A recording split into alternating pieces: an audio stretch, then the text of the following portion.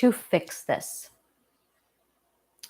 The only way to fix this is to get your identity back, to get your identity returned to you and identified. This is the only route, the only path. You must have your identity. But you are in the middle of this chaotic, broken cognitive core, dumping out emotion after emotion, trying to communicate to you. Now that you are consciously aware, gratitude journal, write. Your mission should only be to revive and awaken your defense system and your identity, because those are the only two things that's going to shut this stupid thing down and turn it off and get you back. The only reason why all of this is even a problem is because you were consciously unaware, because you were raised by Neanderthals. But you are so busy defending the Neanderthals, telling me how good parents they were. If they were good parents, they would have been philosophers raising you with nature's guiding hand. And none of this would be an issue. Let me tell you something. Good parents, the children of good parents, don't come to the healing garden. They're just not here because their parents did it right. You are here because your parents sucked. Now, your parents probably sucked because they did not go to the healing garden. Unfortunately, the healing garden did not start to exist until 2022. Technically, 2023. So your parents do not have this information. Psychologists don't have this information. No one has this information. Not yet. So no, your parents either guessed right and then you wouldn't be here, or, well, you're here because they were bad parents. Now, you need your identity. You need your defense system. That's what you need. To get your identity, you're going to need to do gratitude journaling, because the emotion of gratitude activates her. But she's not used to being awake. So it's going to take a lot. It's going to take about 40 days to wake her up. So you're going to have to do gratitude journaling every day. You're going to have to journal and communication wake up your defense system. I have a very, very dear loved one to me, and every time I ask him about talking, he says to me, "Why do I have to talk?" Because it wakes up your defense system. Because communication is your defense system. And you are not used to working with your defense system because you shut it down with your identity. So you have to work on your communication. And this is beautiful. This is beautiful. If you watch some of my earlier videos, I'm quiet. I'm inarticulate. I'm all over the place. I'm emotional. Sometimes I'm too logical. As you watch me envelop and develop, it's because every day that I blog, I am practicing my communication and I'm getting better. So I'm able to refine, articulate, and communicate better. As that happens, what you don't see is my defense system is increasing. My defense system, your defense system, is only as good as your communication skills. I'm going to say that again. Your defense system is only as good or as bad as your communication skills. So, journal, talk, speech, write, journal, activate your communication. Now, I can write a million times a day. I am really good at writing. I was not good at speaking, which is why I decided to do podcasting, because I needed to speak. I was trapped in my head for 40 years. I wrote everything down. I wrote 4 books. I have mastered the art of written communication. I couldn't speak within a book. I could write and become somebody else. I could become me. But speaking, I mispronounced words. I used poor vocabulary. I stuttered. I stuttered. I stuttered.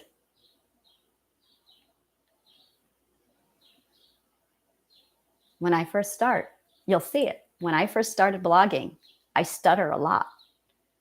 The more I do it, the less the stuttering, to the point where I almost never stutter now. It's because my defense system is increasing. A person psychologically stutters because they have been abused to the point where they're not allowed to use their defense system. Their subconscious mind is going, don't talk, you'll get hurt, you'll get hurt. So the subconscious mind communicates, don't talk. So when you hear someone stuttering, it's because their subconscious mind is literally punching holes into their communication to get them to stop. That's why a person stutters. The best thing you can do when you hear someone stuttering is to give them space. Be very patient. Let them talk. Don't point out that they're stuttering because they don't understand it in most cases. Let them talk. They have to practice, get over it. And it's embarrassing. It is really embarrassing, which is an emotion that the subconscious mind produces to get you to stop talking. Embarrassment is the subconscious mind punishing you. So when you feel embarrassment, understand that that emotion is being given to you by your subconscious mind to get societal approval so you will conform. Because that is what you were taught mattered by your Neanderthals. A Neanderthal could be your parents, your society, your culture, your government, your religious leader. It could be it's everything that took hand in raising you. And either you were raised by Neanderthals or you were raised by a philosopher, someone with conscious awareness. And I'm going to say it again. If you're here, it's because you were raised by Neanderthals. This is a place only for like Neanderthal children only. Sorry. That being said, gratitude journal every day for 40 days. And on the 40th day, I'm going to tell you, good, now do it for the rest of your life, because you're going to have to keep defining your identity. It gets fun. The next thing is your bucket list. Your identity is made up of your dreams and your goals and your wishes. That's where your bucket list comes in. Your gratitude, what you have, what you've chosen to keep in your life that you love, is part of your identity. So gratitude journal for what you love right now. Bucket list, what you want and love in the future. And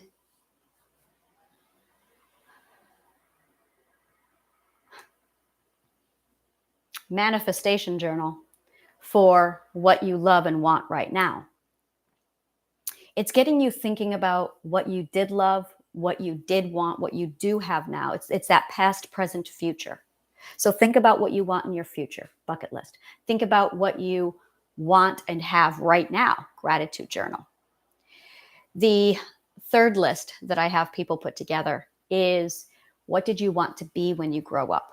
Where I have people journaling about what they wanted when they were 5 to 8 years old. That's because by the time you are 8, you know who you want. Your 8-year-old self was your most true to yourself, which is why it is really stupid for Neanderthal children to punish their children for being themselves, because the child has figured out naturally who they are and what they need to do to solidify who they are. But Neanderthals will punish the child for that. So when I was 4 or 5, stepped up and said, I want to be an actress, and my Neanderthal father stepped in and said, you're a whore, it fucked up the processing. And I rejected that part of me. See how that works. So at some point you wanted to have a dream career, and you did. When you were 5 or 8 years old, you had a dream career. And somebody at some point most likely told you, no, you have to be a doctor, or no, you have to be this, or no, you have to do that. If you didn't have that, well, good for you. Very good. It's rare. But Yeah, there's a lot. I remember this one time my daughter told me she wanted to be a fashion designer. And my God, it was my one moment of parenting where it's like, don't be a Neanderthal. You're going to encourage this dream of hers. And I did. Okay, you want to be a fashion designer. All right. I really needed to keep my opinion out of her dream and identity. And now she's 15 and she's talking about doing fashion design. But now I live in New York City and I'm a different person. And now it's a completely very realistic, oh, yeah, absolutely. Let's do this. Let's get you the tools. What do you need? She wants to be an artist. So it's like teaching her and recovering her. And it's me accessing my memory from when she was 4 and 5 and 8. It was me noticing when she was 3 and 4 how much she loved coloring. I had 2 children prior to her. They did not color nearly as much. They colored maybe 2% of their time. She colored 100% of her time. So that every year I watched her accumulate an easel, and I'm like, oh my God, she's going to be an artist. I got to get her to New York City. And sure enough, at 15, she's now enrolled in like an art program in school that literally grooms her with her own identity self, choosing it, into being an artist. And it's funny because she gets really upset about, I don't want to go to college. I don't want to go to college. Lizzie, who's telling you have to go to college? Whoa, who is doing this? Because we need to talk about that. And she's definitely at this, I don't want to go to college. You don't have to. There's like 1,000 different roads to get to one destination. You can choose whatever road to your destination you want to take. Not a problem. Let's do it. That's good parenting. It's preserving the identity, but that was not done for you. So you have to do it for you now. So this is all that we're doing here, is absolutely restoring your identity, restoring it. And then you get to preserve it. And then you get to strengthen it.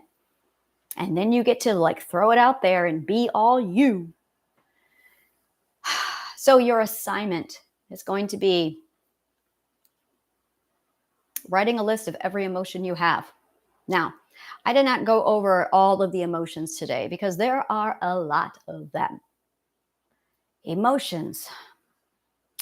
There are compound emotions.